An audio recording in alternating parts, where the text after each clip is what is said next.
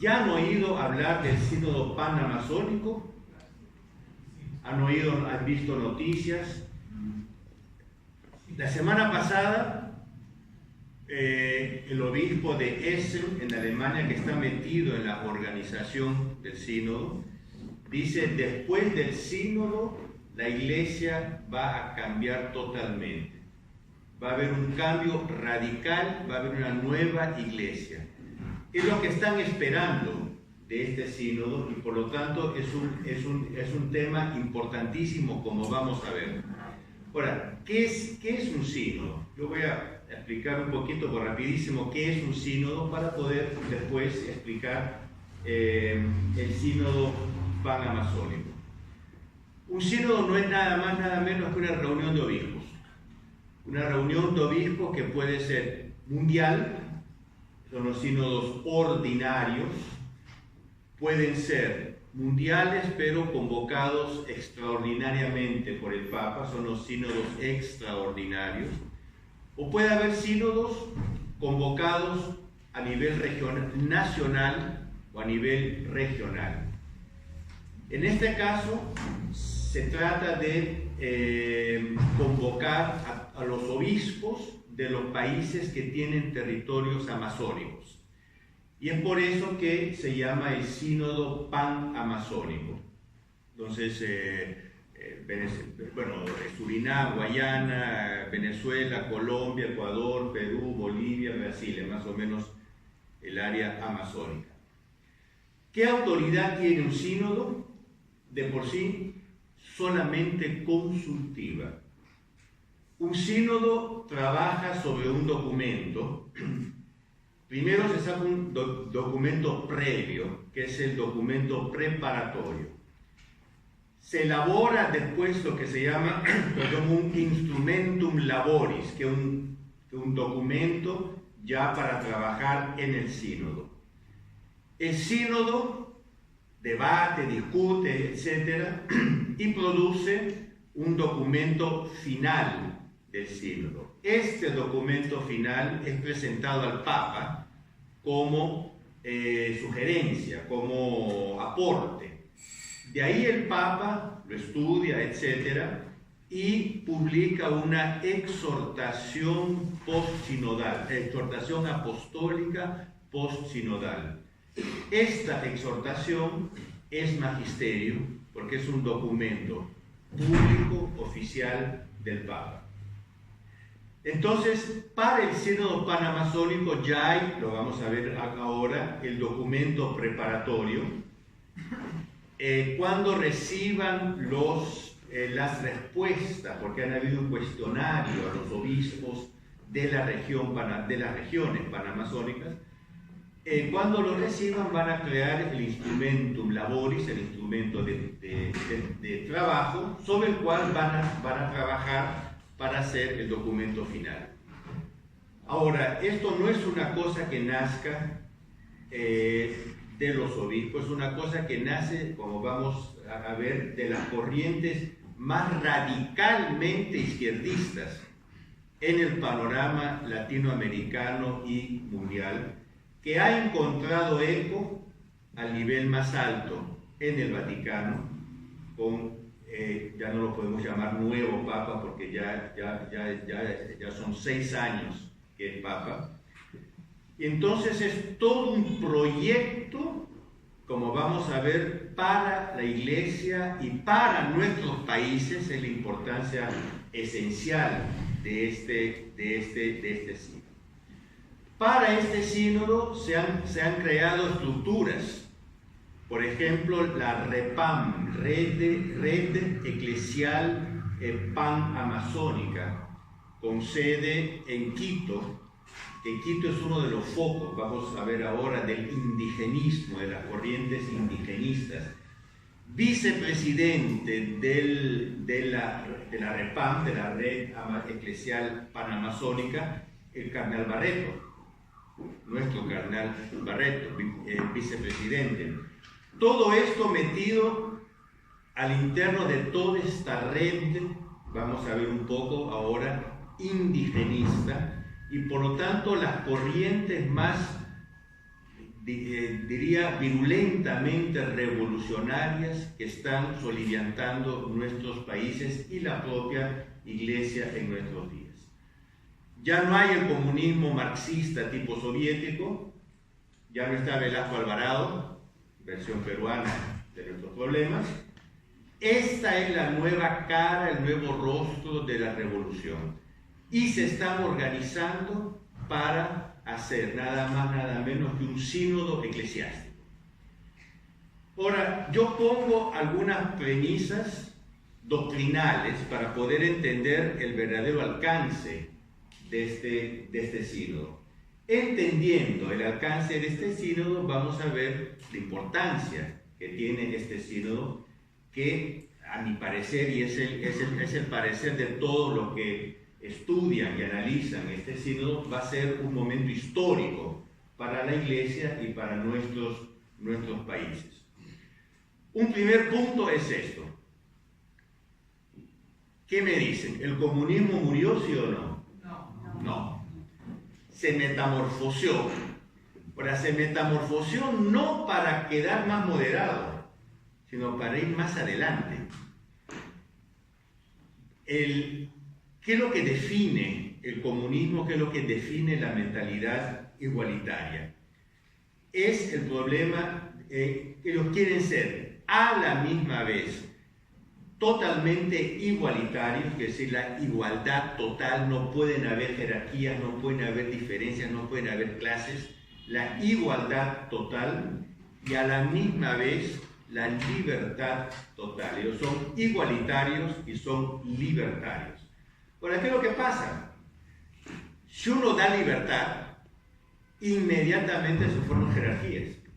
¿Quién va a trabajar más que el otro? ¿Quién ganando la plata se la gasta en cerveza? En cambio, ¿quién ganando la misma plata invierte y saca una empresa? Cuando se da libertad, nacen orgánicamente, naturalmente, jerarquías y diferencias. Entonces viene Lenin y dice, no, lo que hay que hacer es imponer la igualdad quitando la libertad, y fue toda la parte soviética. Ellos sacrificaron la libertad en aras de la igualdad, pero manteniendo el horizonte, digamos, utópico, el horizonte último del proceso comunista. ¿Para cuál es, dicen ellos, el horizonte final en que la perfecta igualdad se va a combinar con la total libertad? Es nada menos que el horizonte indigenista, tribalista. Y estos son los propios fundadores del comunismo, Marx y Engels, que lo dicen. Ellos asumen, si ustedes quieren entender el comunismo, por el amor de Dios, no lean El Capital. Primero, no lo van a acabar, porque es indigesto. Yo creo que ni siquiera Marx lo ha leído. No, realmente es una crítica que se le hace, porque él varias veces, cuando le preguntaban sobre El Capital, él decía a Engels, pero perdón, ¿qué es lo que dice? Léanse el libro de Engels, El origen de la propiedad, la familia y el Estado. Ese es mucho más interesante para entender qué es lo que Engels dice. Hubo una época, en un pasado muy remoto, en que había la perfecta igualdad y la perfecta libertad en un ambiente que él después confunde con una ignorancia supina, tribal, que él confunde con la gens griega, que no era absolutamente igualitaria y sobre todo no era absolutamente libertaria. Y él describe, ¿no?, admirable constitución de estos indios, Engels, en toda su juventud, con toda su sencillez, sin soldados, sin policía, sin nobleza, sin reyes, gobernadores, alcaldes, jueces, sin prisiones ni procesos, todo marcha con regularidad. No hace falta nuestro estorbo de aparato administrativo. La economía doméstica es común para una serie de familias y es comunista.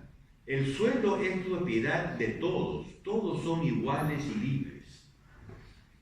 Es el mito del bon sauvage, ¿no? De Rousseau, es el mito de una era originaria que nadie sabe cuándo fue, ni cómo fue, ni dónde fue, de un estado tribal, primitivo, perfectamente igualitario y libertario. Ahí dice Engels, pero no solo él, sino los comunistas, los marxistas, dicen, a un cierto punto, en este estado idílico, perfecto, hubo una especie de pecado original. Evidentemente, esa es una expresión que estoy usando yo para que lo entiendan, él no usa la expresión, pero hubo una especie de pecado original, que fue que esta gente que pensaba en términos de nosotros, alguien comenzó a pensar en términos de yo. Yo. ¿Y quién piensa en términos de yo, que se nace el individualismo? Comienza a pensar en términos de mío. Y comienza a decir, este vaso es mío. Y yo me voy a tomar medio vaso y le voy a vender el resto a César para ganar plata. Y con esa plata me voy a comprar nace la propiedad.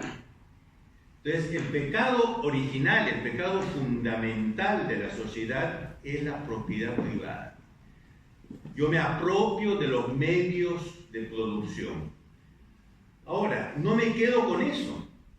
Ya que nació esta cosa horrible, que es la idea de yo y por lo tanto de mío, ¿por qué tengo que dividir esta chica tan bonita con todos los de la tribu? No, señor, esta es mía, es mi esposa. Y hay quien la toque, los celos, nace la familia. Entonces, la familia tiene el mismo origen de la propiedad, que es la idea de mío, o en este caso de mía. Es curioso que estos comunistas originales pensaban en términos machistas, ¿no? Porque no pensaron que era la mujer que se apropiaba del hombre, sino siempre el hombre de la mujer. Eran todavía muy atrasados respecto a ciertas tendencias de hoy. Ahora, a las tantas, 4, 5, 6 personas ya tenían su propiedad, su familia, y otros no tenían, que quedaron desposeídos. Nacen las clases sociales.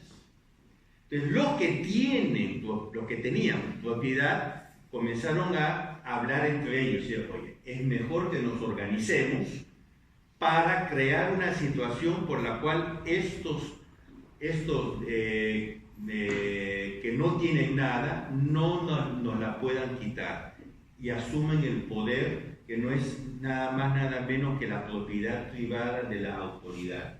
Nace el Estado. Entonces, la propiedad, la familia y el Estado tienen un origen común. Ahora, ¿qué es el comunismo?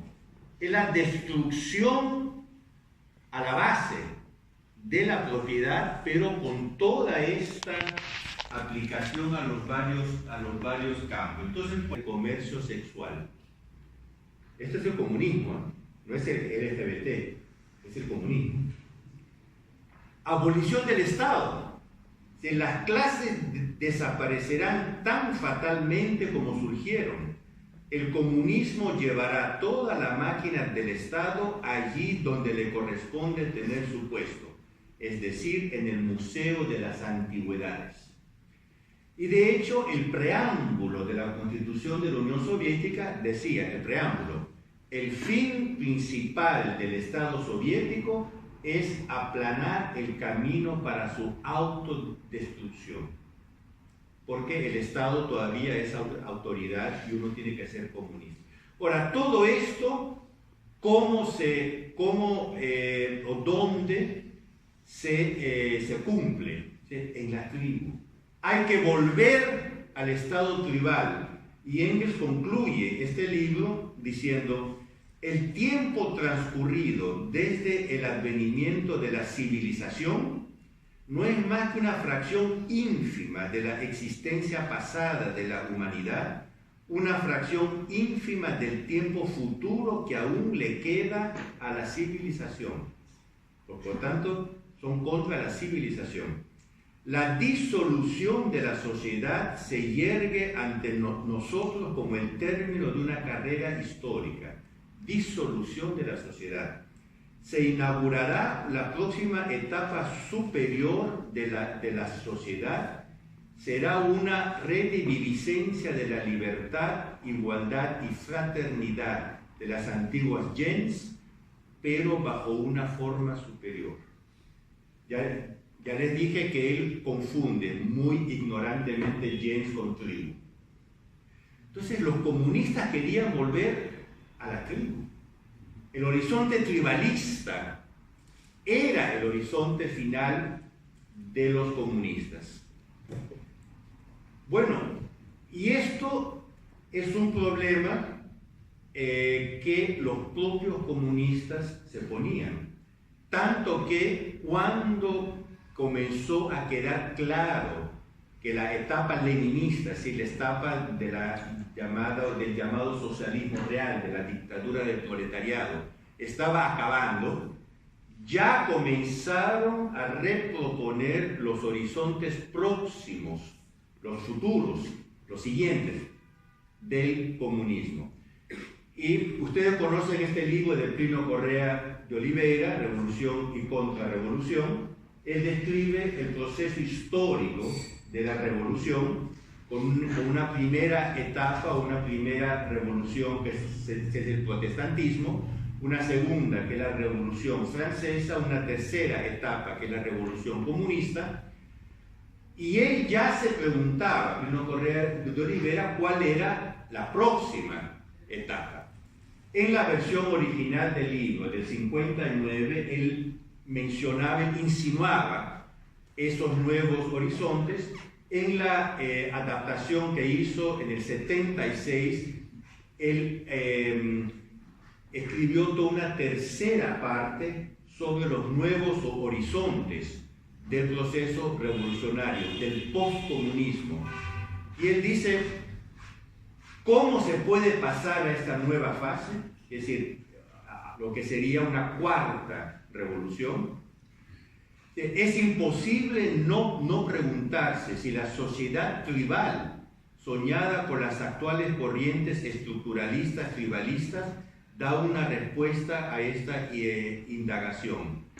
El estructuralismo ve en la vida tribal una síntesis ilusoria entre el auge de la libertad individual y del colectivismo consentido, en el cual este último acaba por devorar la libertad. En tal colectivismo los varios yo, o las personas individuales con su pensamiento, voluntad, su sensibilidad y su modo de ser característicos, se funden y se disuelven, según ellos, en la personalidad colectiva de la tribu.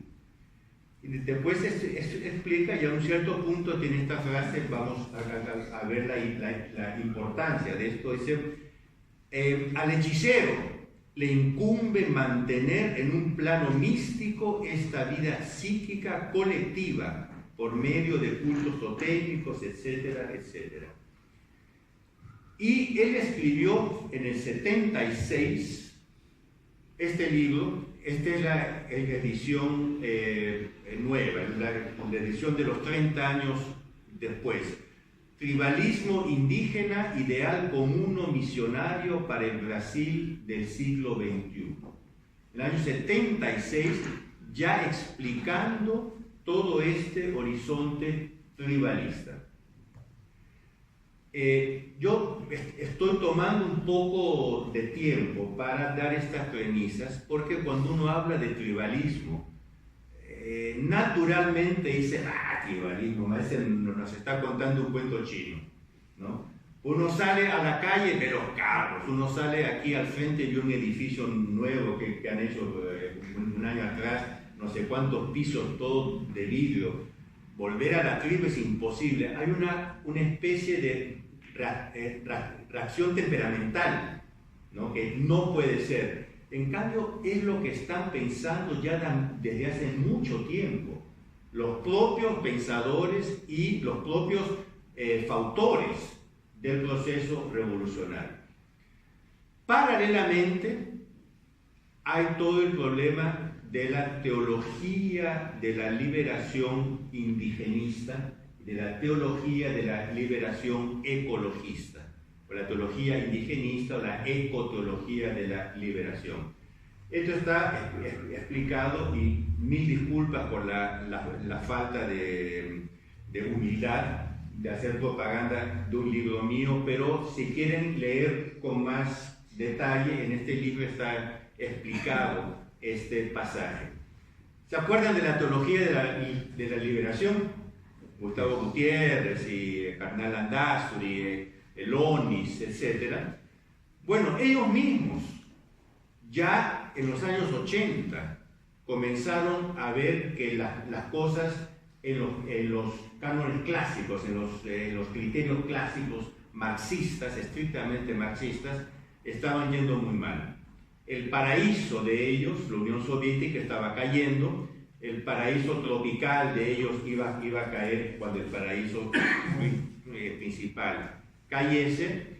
Entonces, ya en el año 80 hicieron un congreso internacional en Marignol, en la sede de la Orden Marignol en New York, para deshacerse del marxismo.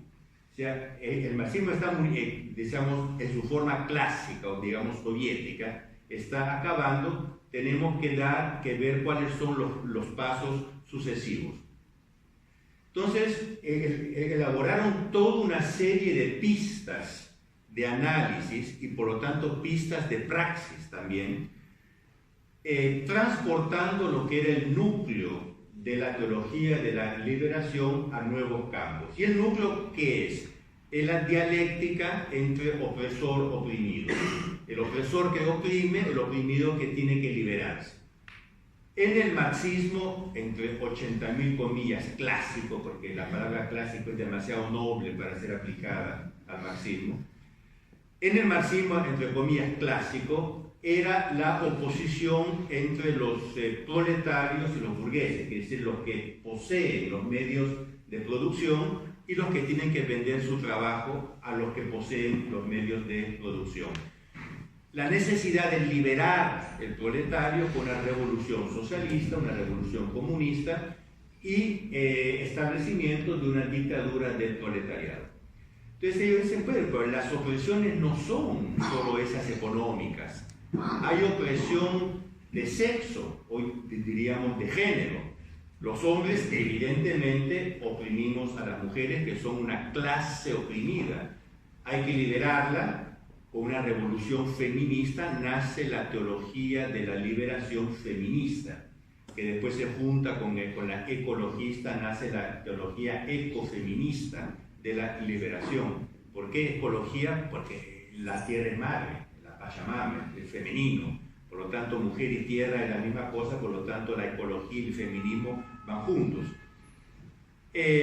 Nacen las teologías de la liberación raciales o racistas, la teología negra de la liberación, de la cual Obama, por ejemplo, era secuaz.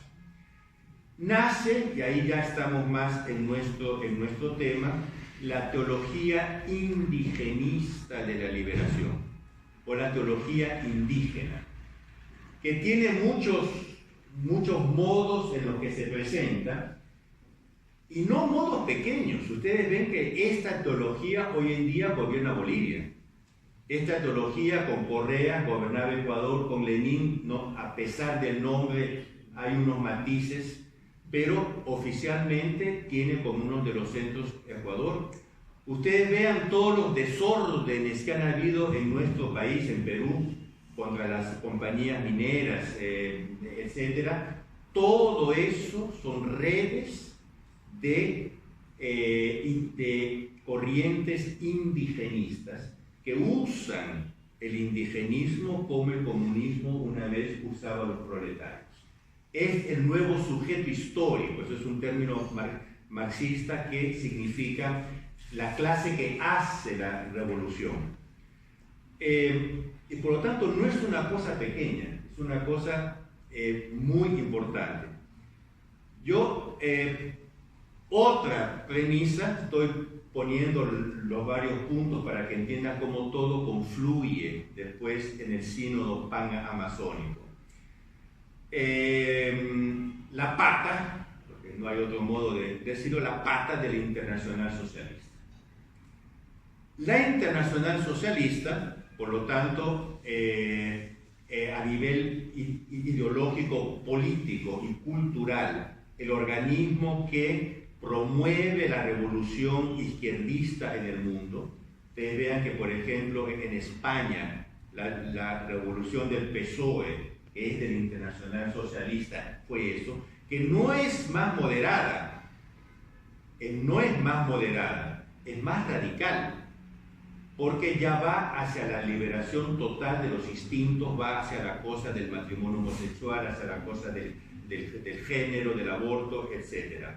La Internacional Socialista, desde ya los años 60, comenzó a trabajar muy asiduamente, muy metódicamente en el postcomunismo, porque ellos también veían que la cosa día más, día menos iba a acabar.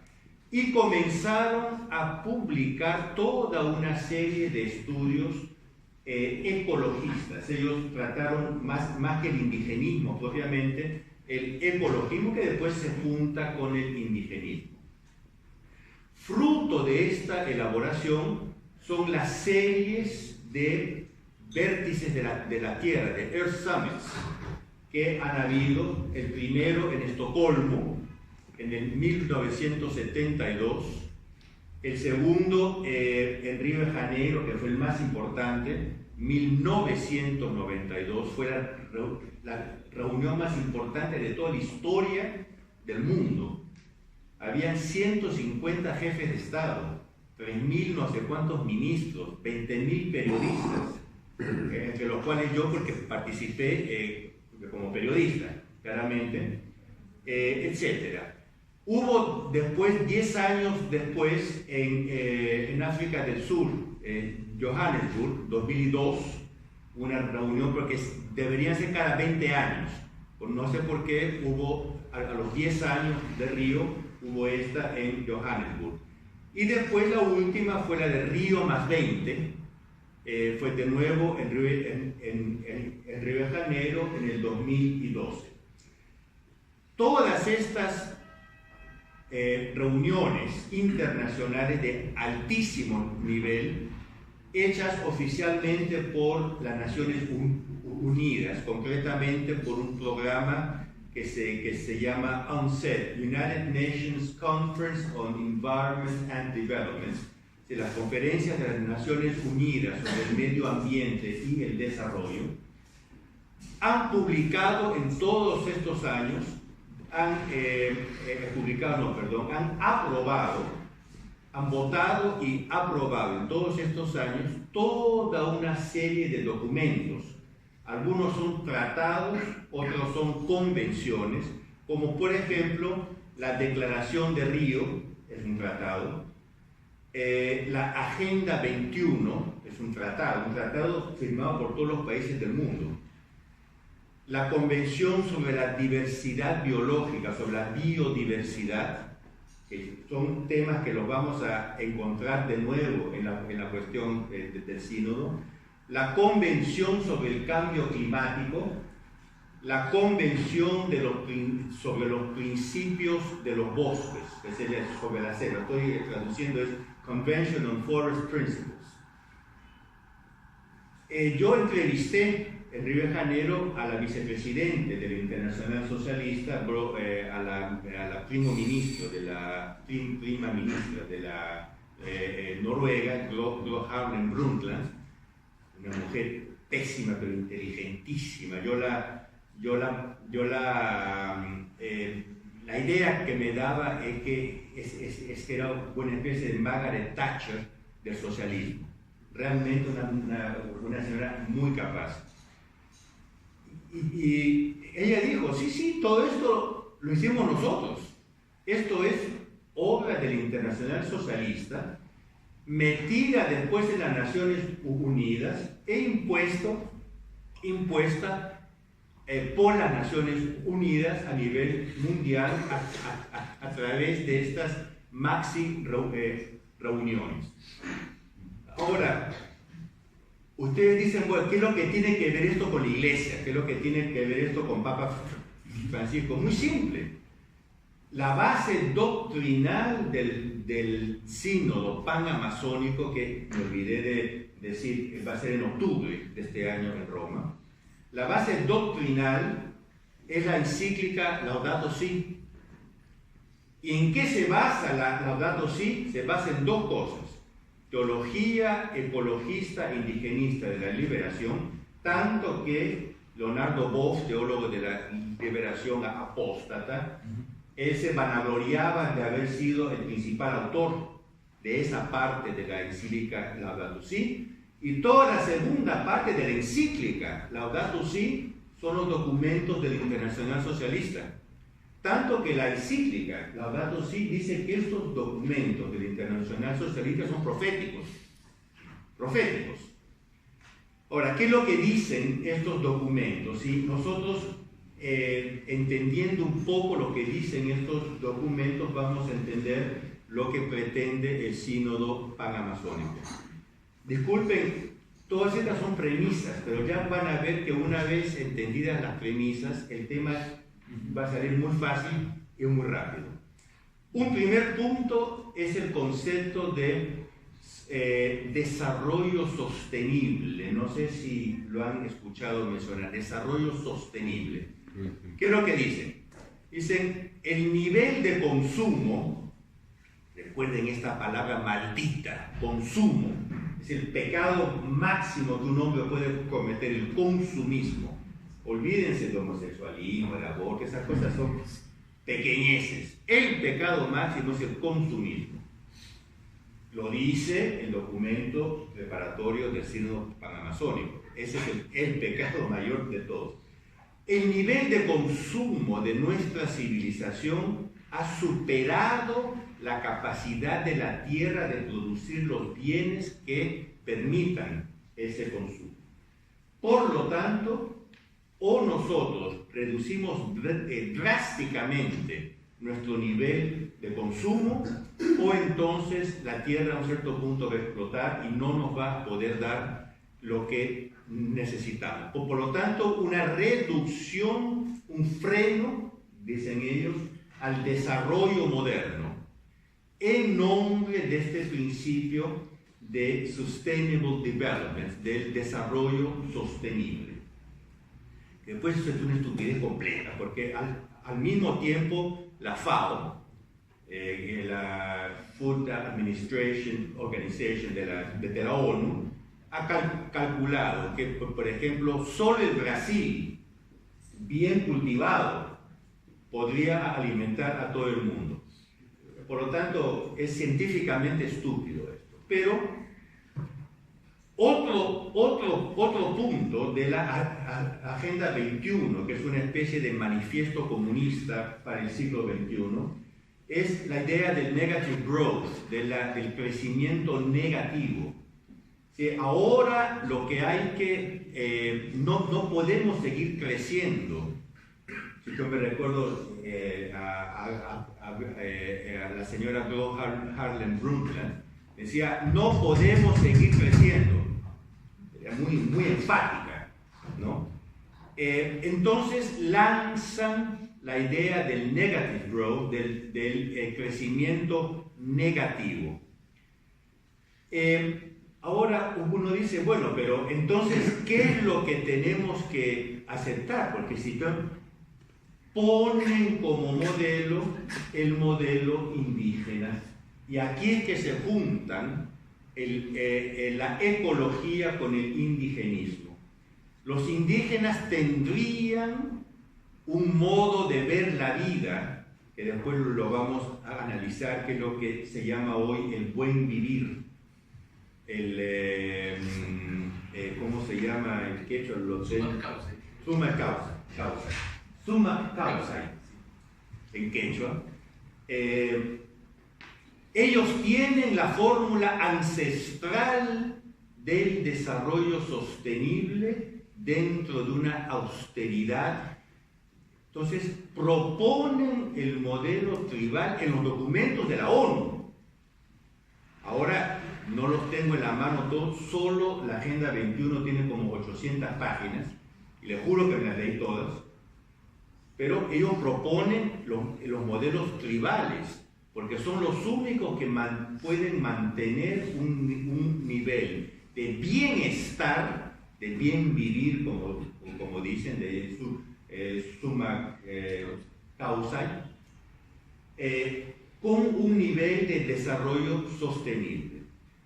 Otra cosa que ellos proponen es que la ecología es un problema mundial. Lo que haga el Brasil afecta el Perú, lo que haga el Perú afecta a Bolivia. Por lo tanto, no existen fronteras. El problema es universal, es mundial, y la ONU como el papá del mundo tiene el poder para intervenir en los países en caso de que no quieran aplicar estos tratados. Llegaron incluso en Río, y esto fue el representante francés, a levantar la idea de una policía ecológica internacional. Si usted es dueño de una industria papelera, ustedes saben que las industrias papeleras son muy poluyentes, muy contaminantes, ¿no? Le mandan la policía ecológica de la ONU y se la cierran. Una nueva lucha de clases, por lo tanto, las realidades indígenas contra las realidades capitalistas, desarrollistas, o como Papa Francisco dice, extractivistas, y la aceptación de las religiones tribales.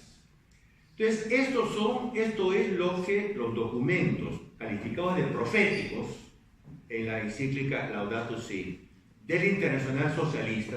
Ustedes dirán, bueno, pero no son documentos de la ONU. Son documentos de la ONU, pero como dije, la Internacional Socialista se asume la paternidad.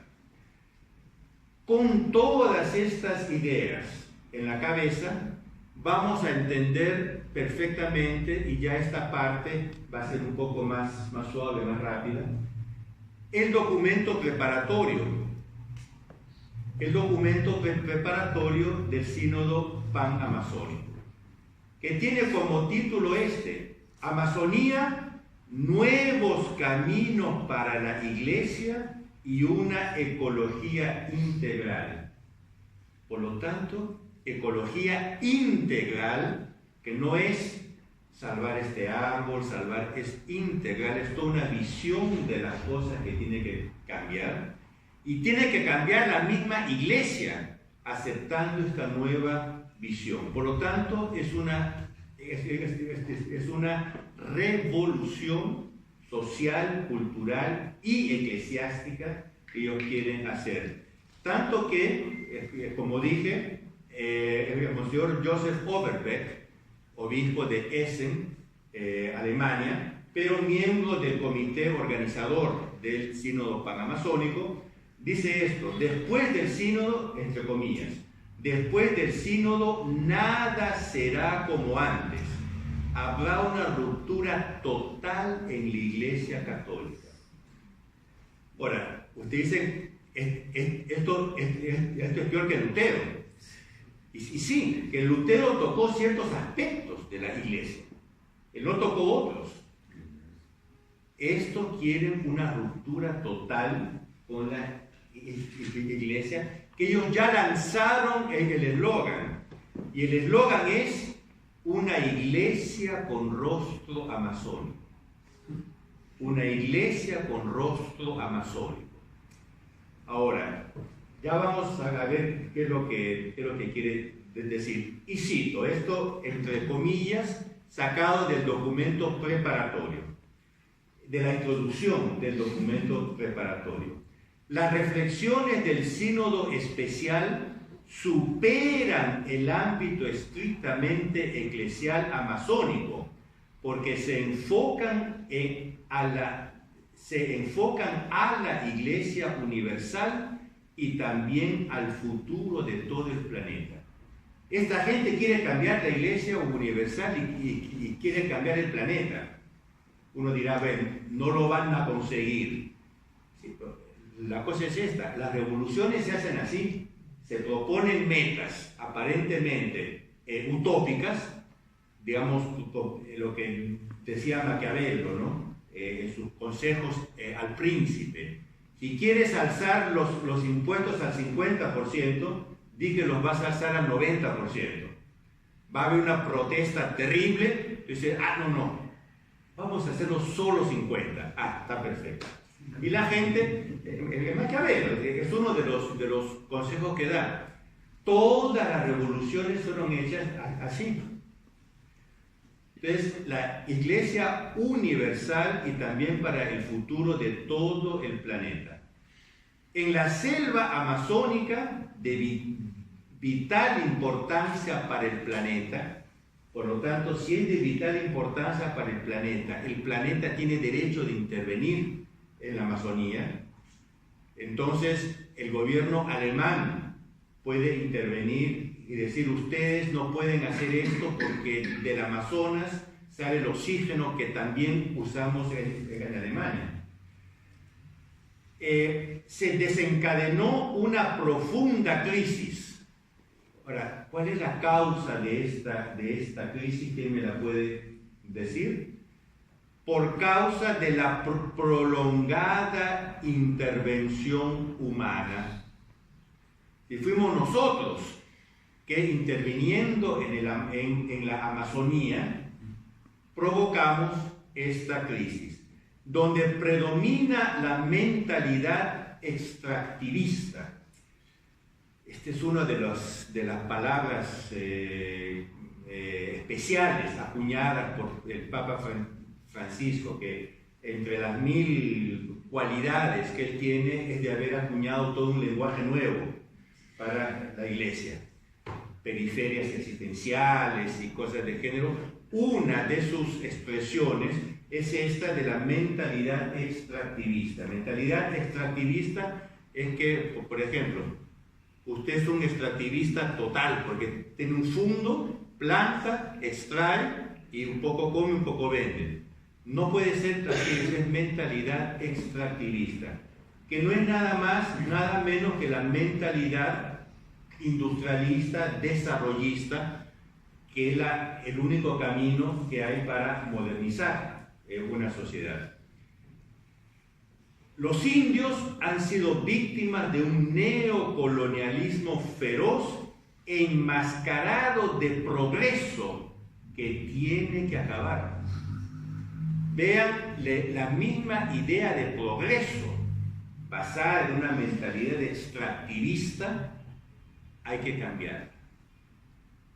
Entonces, ¿qué es lo que hay que hacer? ¿Cuál es la finalidad del sínodo? Dice, escuchar los pueblos indígenas, son ellos que nos tienen que enseñar. No sé si leyeron una conferencia que el cardenal Barreto hizo un mes atrás más o menos, que dice, la Iglesia por 500 años erró completamente porque venía a enseñar a los indios. Ella tiene que venir a aprender de los indios. Casi que me daba esto. Entonces, ¿usted qué hace como cardenal?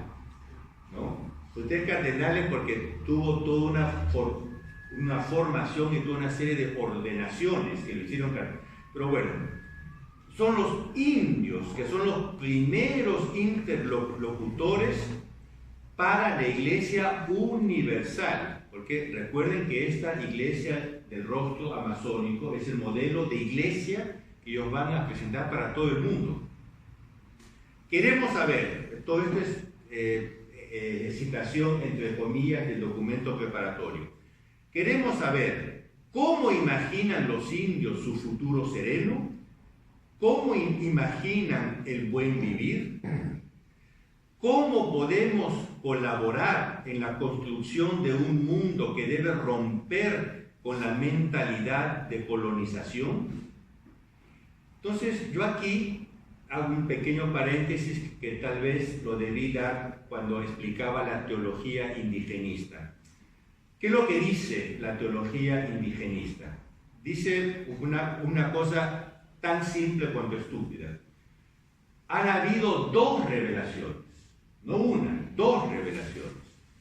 Una revelación primitiva en la naturaleza, que el hombre entendía por connaturalidad. El hombre vivía inmerso en esta hermandad cósmica, por la cual entendía no intelectualmente, sino por connaturalidad, casi por sentimiento, todas estas cosas del universo, del cosmos, que es una revelación porque esto fue Dios que lo hizo, pero no un Dios trascendente, un Dios que se esconde, y vamos a ver cómo el documento del sínodo habla de este Dios escondido, se esconde en el cosmos. Uno tiene que sentir este Dios. Esta es la revelación original.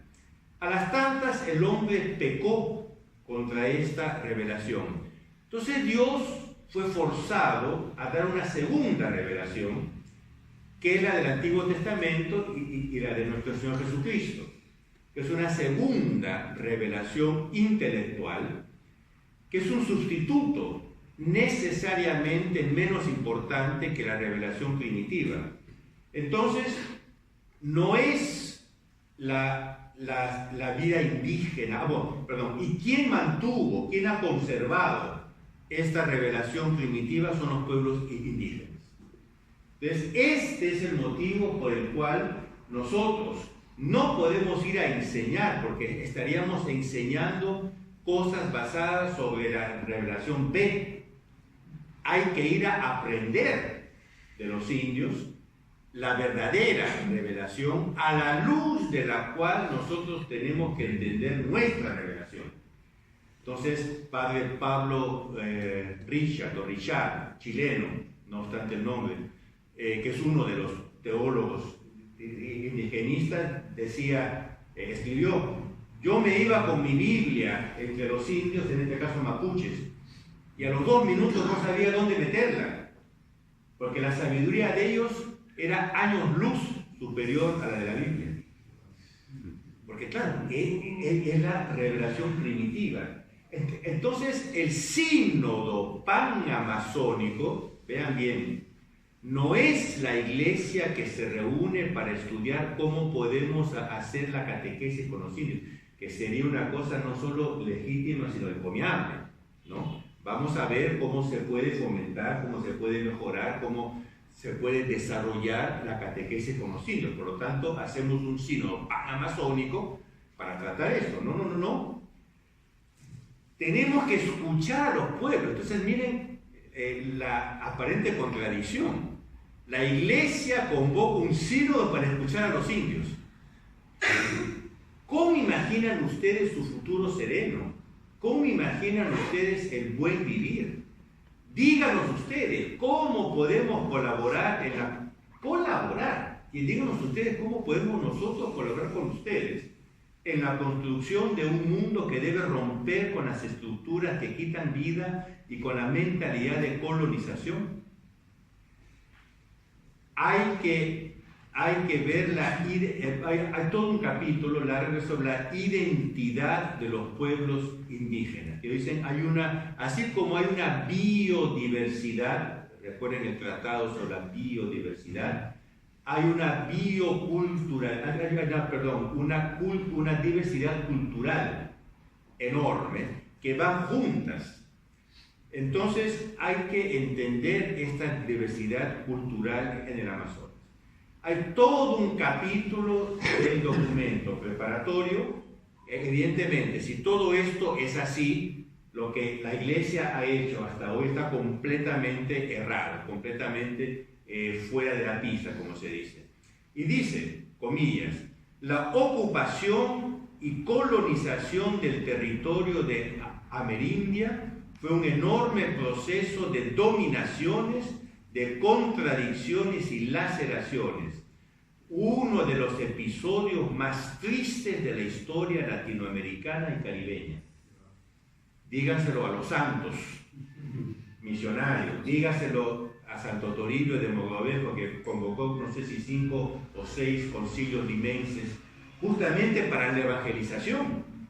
Él fue el primero que dijo: hay que traducir en quechua, en amarán y en las lenguas indígenas la Biblia, el catecismo. Eso es evangelización. Uno de los episodios más tristes de la historia latinoamericana y caribeña.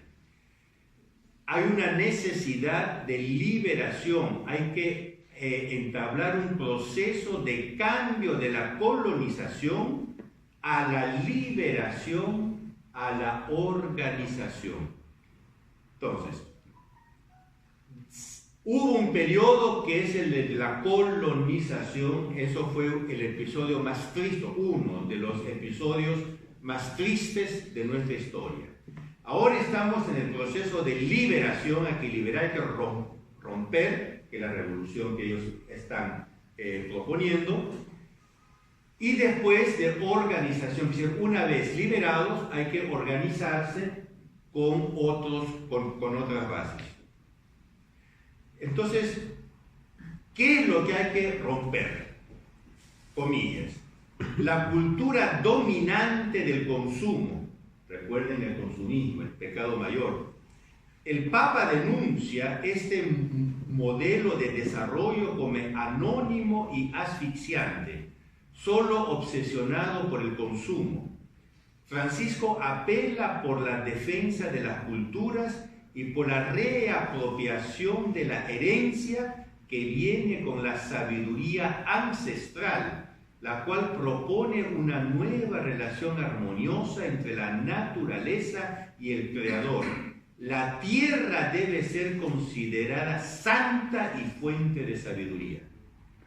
Es un documento pontificio, es un documento oficial sobre el cual se va a trabajar, ¿no? Pero ya vean, y sigue, ¿no? Comillas. Para los pueblos indígenas de la Amazonía, el buen vivir, ahora explico esta historia del buen vivir, existe cuando están en comunión con las otras personas, con el mundo, con los seres de su entorno y con el Creador. Los pueblos indígenas, en efecto, viven dentro de la casa que Dios mismo creó y les dio como regalo, la tierra. Sus diversas espiritualidades y creencias los motivan a vivir en comunión con la tierra, el agua, los árboles, los animales, con el día y con la noche.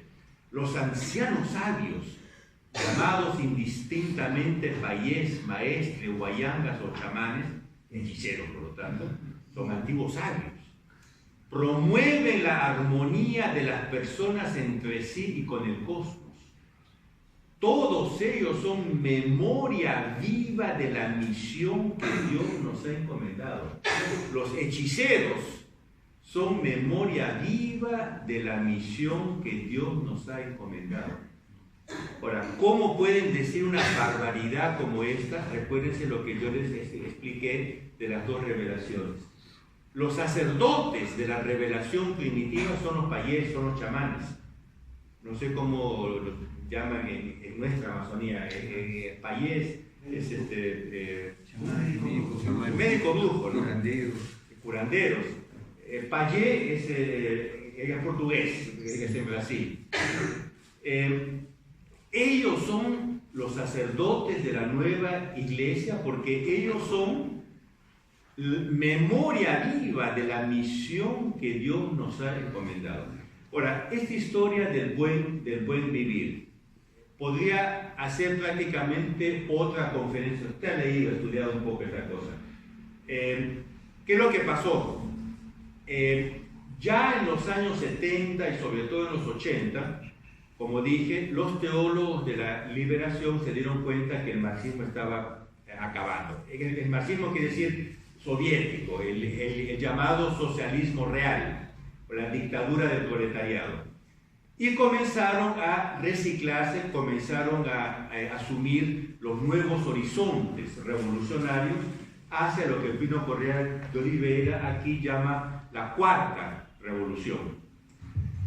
Entonces, un sector de ellos comenzó a caminar hacia la teología indigenista. Entonces, todos ellos nacen de la izquierda. Incluso, por ejemplo, uno de los más conocidos es Eleazar López Hernández, mexicano, zapoteca. Otro, que no es teólogo, pero es un intelectual, digamos, es el actual ministro de Relaciones Exteriores de Bolivia, Choquehuanca, David Choquehuanca. Todos ellos vienen de la izquierda marxista, todos. Perdón, Choquehuanca, bien así. Ahora, todos estos vienen de la izquierda marxista, pero se dieron cuenta que con ese tren no iban a ningún lugar. Entonces comienzan a reciclar el mismo pensamiento marxista en las nuevas claves indigenistas. Y se salen con esta historia del summa causai, en la versión andina, do bon viver, que es la versión brasileña, y hay toda una serie de nombres para la misma cosa. Estos todos son nombres que dan para describir la misma cosa, que es básicamente el modelo indigenista. Un punto que ellos martillan mucho es el problema de la austeridad, que es la virtud que se opone al consumismo. Así como a la inmoralidad se opone la pureza, ¿no? Y uno tiene que practicar la pureza y combatir la inmoralidad o el libertinaje sexual. La austeridad es la virtud que se opone al consumismo. Entonces ellos proponen como modelo las sociedades austeras, por ejemplo las sociedades indígenas. En el 91, el centenario fue en el 92, ¿no? el cuarto centenario del descubrimiento de América. Un año antes hicieron una reunión mundial de teólogos de la liberación en España, en Madrid. Se llaman los Congresos Juan 23 de Teología. Ese año trató del principio de la pobreza. Y ellos decían, el único modo que no hayan jerarquías es que todos seamos pobres. Entonces hay que sustituir, decía Juan Sobrino, español, pero una vida entera pasada en América Central, hay que sustituir la idea de la opción preferencial por los pobres por la idea de la opción preferencial por el principio de pobreza. Principio de pobreza. ¿Y quién nos enseña el principio de pobreza donde nadie tiene nada? Los indios. Entonces, el Congreso Juan 23 de Teología, el Congreso Internacional Juan 23 de Teología, del 92, en coincidencia con el quinto centenario, fue sobre el indigenismo. Ustedes vean cómo todo esto se junta. Ustedes recuerdan, hace pocos meses, los acuerdos de La Habana entre las FARC y el gobierno colombiano. ¿Usted sabe cuántas veces mencionan el buen vivir? 39 veces. Los acuerdos de la guerrilla comunista con el gobierno traidor, en este caso, de Colombia, no el actual, sino el anterior, menciona como modelo que las FARC, como decía Sendero Luminoso, el modelo que las FARC quieren, el buen vivir, 39 veces está mencionado el buen vivir en los acuerdos de La Habana. Ustedes vean comunismo, postcomunismo, indigenismo. Voy hacia el final, no consigo leer casi las 9 ya, caramba, perdonen. Si el pecado principal es la mentalidad extractivista, la conversión no es una conversión a la virtud, una conversión ecológica. Entonces, si el pecado es ir contra la Pachamama, contra la Madre Tierra, la redención es rescatar la Pachamama, es la conversión ecológica. Entonces ellos reinterpretan, ellos quiere decir el documento preparatorio para el sínodo, reinterpreta toda la religión desde un prisma ecológico. Por ejemplo, la encarnación del Verbo, que es la presencia inmanente de Dios en la naturaleza. Ahora, uno dice, usted que es medio teólogo, es presencia inmanente en la naturaleza porque bajo la especie de pan y vino hay cuerpo, sangre, agua. Por lo tanto, pero ustedes ven el sentido que ellos le dan, que no es el sentido tradicional, ¿no? Entonces, claro, de ahí parten para una dimensión social. Esta dimensión social cósmica de la visión evangelizadora es particularmente relevante en el territorio amazónico con la interconexión entre vida humana, ecosistemas y vida espiritual. Tanto la vida espiritual se transforma en echar la basura diferenciada porque el planeta no puede sostener, etc. Esa es la virtud de la nueva religión ecologista.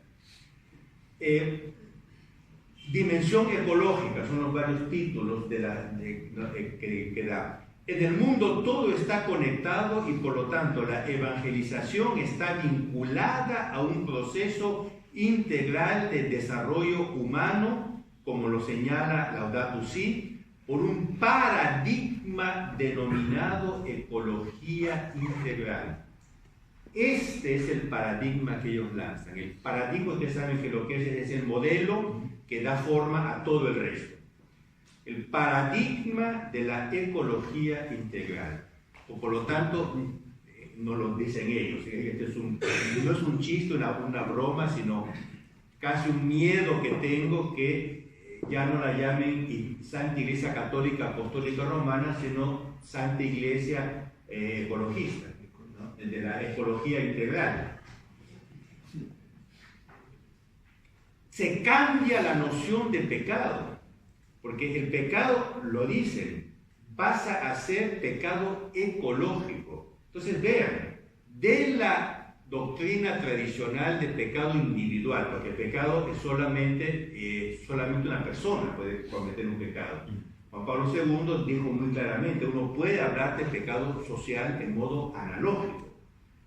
Pero estos teólogos pasan del sentido de pecado individual tradicional, se pasó al pecado social, que es la teología de la liberación marxista, y ahora se habla del pecado ecológico. Entonces, claro, la conversión pasa a ser de una conversión individual, es decir, pasar del pecado a la práctica de la virtud, a la conversión social en la época marxista, a la conversión ecológica. Dice, hay todo un capítulo sobre la dimensión sacramental. Se reinterpreta toda la teología sacramental a la luz de la ecología integral. Por ejemplo, dice, la Eucaristía nos remite al centro vital del universo. En la Eucaristía la comunidad celebra el amor cósmico. Ustedes ven que ya no es la Eucaristía. Bueno, yo voy directamente a la conclusión. Dice, ¿qué es lo que quieren? Comillas. La encíclica Laudato Si, recuerden que lo que dije, la Laudato Si es la base doctrinal para el sínodo, nos invita a una conversión ecológica que implica un estilo de vida nuevo. Hay que superar el individualismo. La conversión significa liberarnos de la obsesión del consumo. No significa practicar la virtud de la pureza, etc. La conversión significa liberarnos de la obsesión del consumo. Un proyecto, un proyecto común y global, todo está conectado. Y el último punto, esto sí se lo juro que es el último, hay todo un capítulo sobre los ministerios amazónicos. Y esto es lo que está causando más escalpor en Europa. Los europeos son menos inclinados a la cosa social, a la cosa, más a la cosa teológica. Ellos están queriendo presentar una iglesia del rostro amazónico como modelo para la iglesia universal. Entonces ellos dicen, hay que reinterpretar los ministerios en la iglesia desde el punto de vista amazónico. Comillas, una pastoral inculturada capaz de responder a los grandes desafíos en el territorio. Proponer nuevos ministerios y servicios para los diferentes agentes de pastoral que respondan a las tareas y responsabilidades de la comunidad. En esta línea, es preciso identificar el tipo de ministerio oficial que puede ser conferido a la mujer, tomando en cuenta el papel central que hoy desempeñan las mujeres en la iglesia amazónica.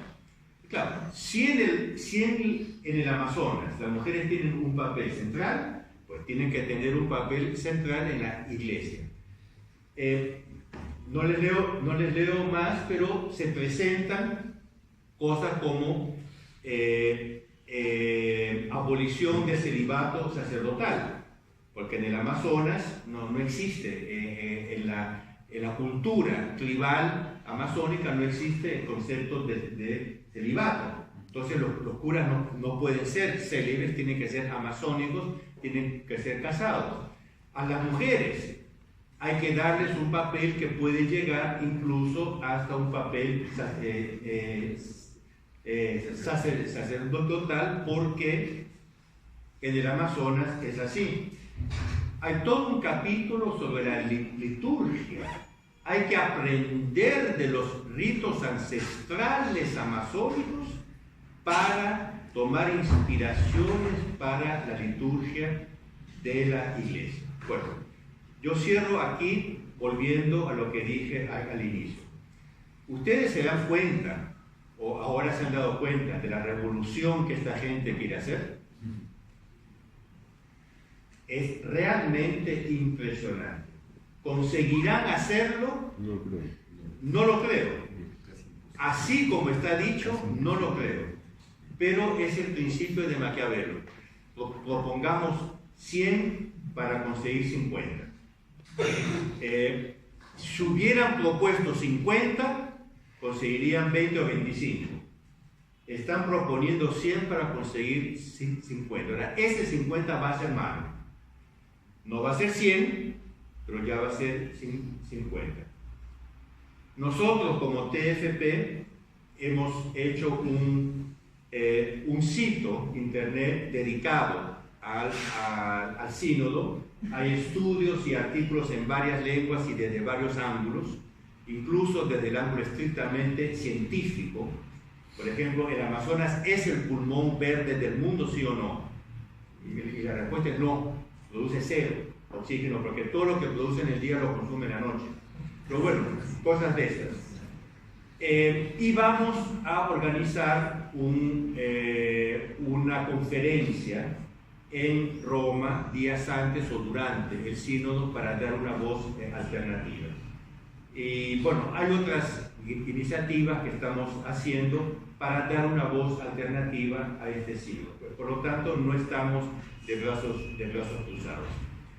Yo acabo aquí, les pido disculpas, solo ahora conseguí hacer funcionar este cacharro. Ya me pasé del tiempo que había pensado, que era menos de una hora. Si tienen alguna pregunta, alguna